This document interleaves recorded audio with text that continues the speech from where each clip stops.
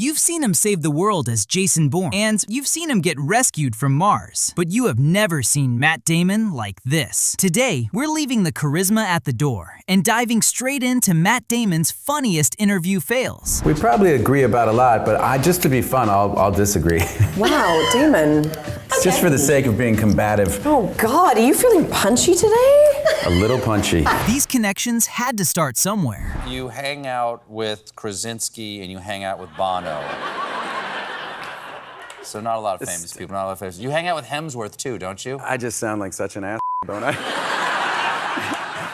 He probably learned how to make those connections during high school lunches. I was 16 and he was 14. We went to a very big high school. There were 3,000 kids. And there was the main cafeteria and then what they called the media cafeteria, which was a small cafeteria. And we would meet at the media cafeteria for a business lunch. And it would be like, hey man, business lunch today? Yeah, I'll see you there at 12:30. And then we get there and we get our cheeseburgers and we'd sit down and we wouldn't have anything to talk about. The chance of having an intimate scene with Scarlett Johansson could be every man's dream, except for Matt Damon. I had to kiss Scarlett Johansson. I mean, come on. Can you imagine how horrible that was for me? Can you imagine how awful that was? What? We did. It's such a shame she has really such funny. terrible lips and everything. It must have been so awful. It was hell. Okay, first of all.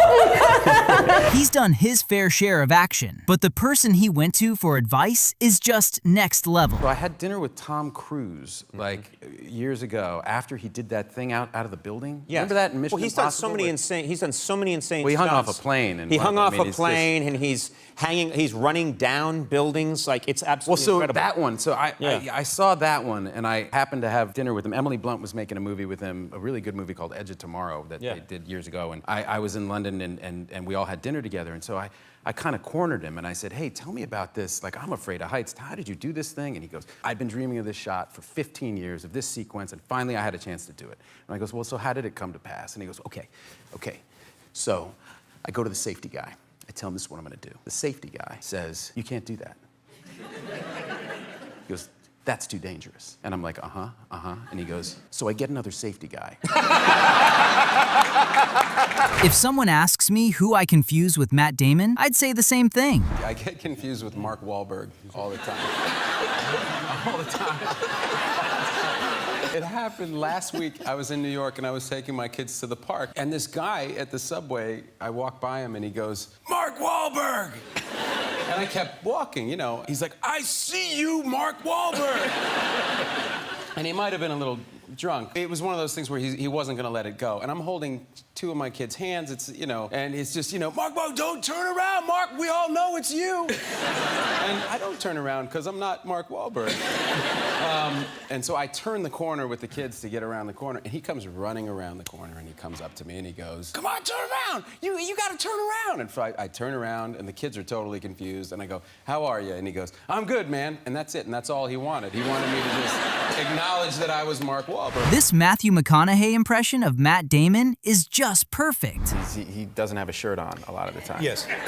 Whenever you see him, he's always got his shirt on. And he's in fantastic shape. Right. Yeah, and I don't know. I used to hang out with him when we were, broke actors, and so I don't know, man. But Take your time, don't worry. what I would say was I would go into the morning, every morning on the set of Ocean's 13 and to Steven Soderbergh, and I'd say, Mr. Soderbergh, today's scene I think would be a good opportunity for me to take my shirt off. You may think celebs don't have relationship problems, but guess what? They do too. My wife is an addict, and by addict I mean like a crack addict.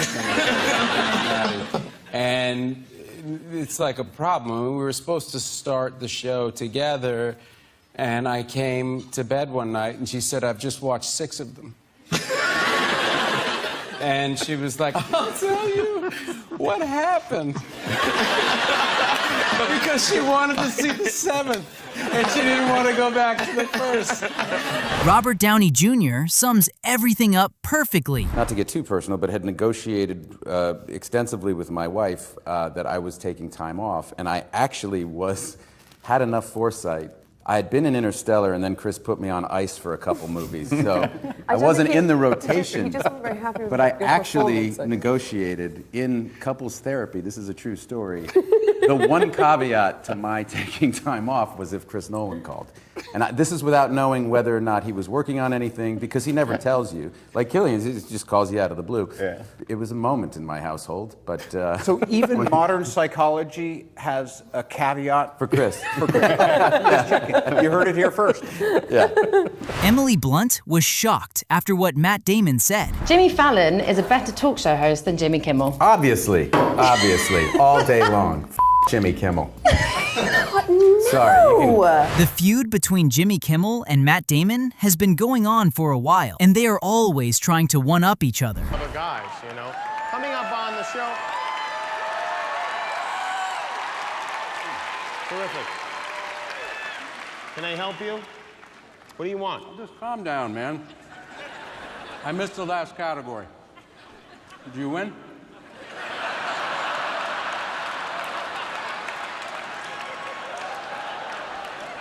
No, we didn't win, all right? So you're not going to get a trophy. No, I don't get a trophy then. Are you finished? You done? Wait, who did get a trophy? Who won? John Oliver, he was just out here. What do you mean who won? Yes.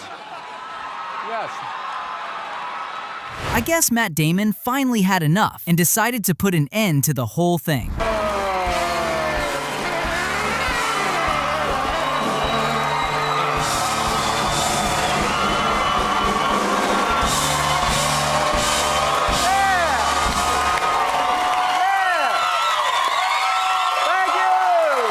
Everybody. Welcome to tonight's episode of Jimmy Kimmel Sucks. I am your host, Matt Damon. But just replacing Kimmel wasn't enough for him. He had to replace another foe, too. So let me start with you. Hi, Guillermo. Hi, Mr. Matt Damon. Don't Mr. Matt Damon me. You're Kimmel's sidekick. You're probably just going to go over there and untie him the minute I turn my back. No, I don't like Jimmy. He's a dumbass. So you're going to be loyal to me now? Yes, my lord. I'm sorry, Guillermo. I just can't believe that. Buenas noches, my friend. As if Kimmel wasn't enough, even his own daughter went ahead and mocked him. One of my daughters kind of like patently refuses to see any movie that I'm in if she thinks it's going to be good. Right. Really? Really? Why? Yeah, she hasn't seen Good Will Hunting. She hasn't seen What? Yeah. It's kind of a running joke, and she's sticking with it. My 17-year-old daughter just loves to give me a hard time. Right. So, like, I did this movie, The Great Wall, which she heard wasn't good, so she went and saw it. And we had friends over for dinner. She was talking about the movie. She kept calling it The Wall. She kept calling it The Wall, and I finally go, look, Isabella, it's called The Great Wall. And she goes, Dad, there is nothing great about that movie. That's great. Matt and Ben weren't really filtering the language when they wrote Good Will Hunting. Remember when people at Miramax came to us and said, could you make it PG-13? There's no violence or sex to speak of. You know, it's just, and I said, what's making it rated R? And they said, the language. And I said, okay, well, so we could loop a couple lines. And they go, yeah, but you're only allowed, I think at the time it was allowed, you were allowed to say the F word 3 times. And I said, okay, well, how many are we off by? And they said, you go over by 145. So,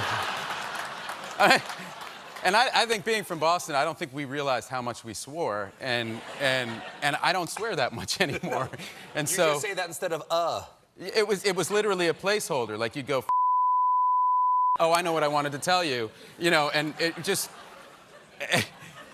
and so we wrote it the way we, you know, when Ben and I wrote it, we would do the lines together, and okay, and then we transcribe it. You piece of, you know, Right. and so no, I haven't shown the kids that one. Yeah.